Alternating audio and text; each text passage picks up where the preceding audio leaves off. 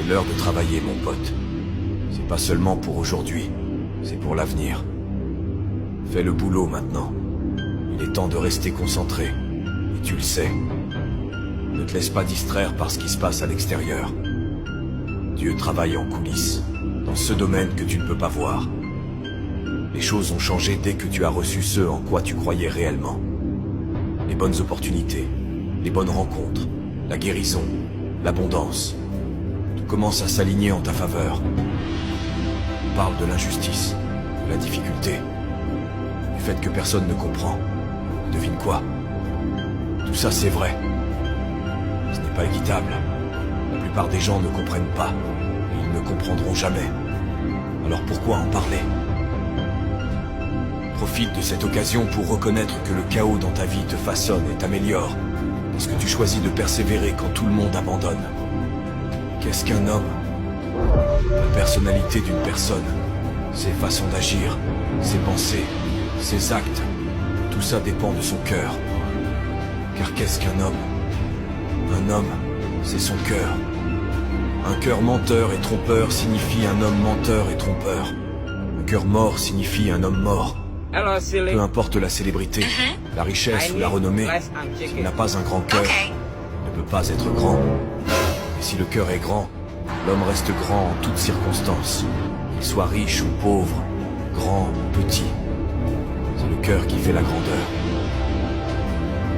Enseigner aux gens comment trouver ce généreux moment présent et se détendre réellement dans l'inconnu, se dissocier de leur corps, de leur environnement et du temps, le futur prévisible et le passé familier, ça les pousse, pour une raison quelconque, à se ressaisir. À mes yeux, cela revient à retirer toute ton attention de cette réalité tridimensionnelle. Et c'est là que la porte vers la création et le moment mystique commence vraiment à s'ouvrir pour les gens.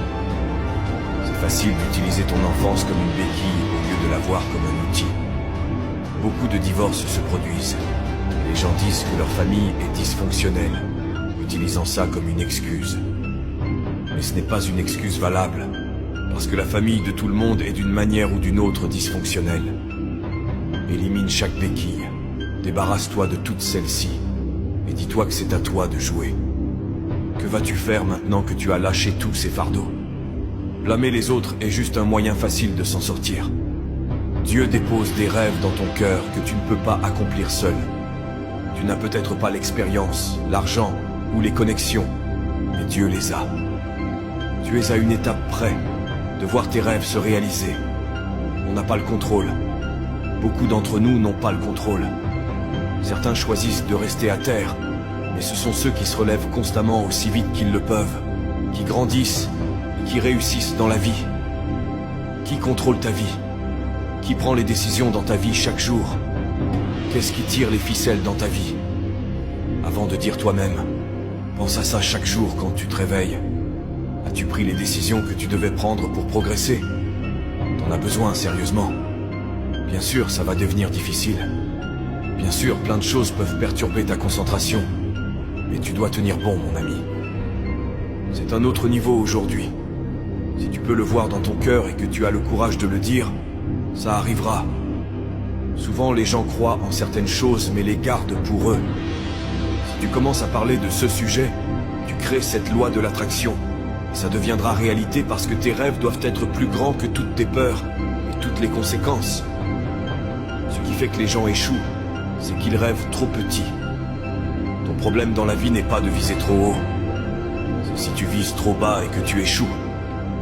Donc, quand tu vises la lune et que tu rates, tu es quand même parmi les étoiles. Tout le monde le veut. Mais la réalité est que tout le monde ne l'obtient pas. Le truc dingue, c'est que si tu le veux, tu peux l'obtenir. C'est pas comme si quelqu'un te bloquait, te mettait un fusil sur la tempe en te disant que tu ne peux pas l'avoir. C'est une question de volonté, de travail acharné, de sacrifice, de dévouement et d'engagement.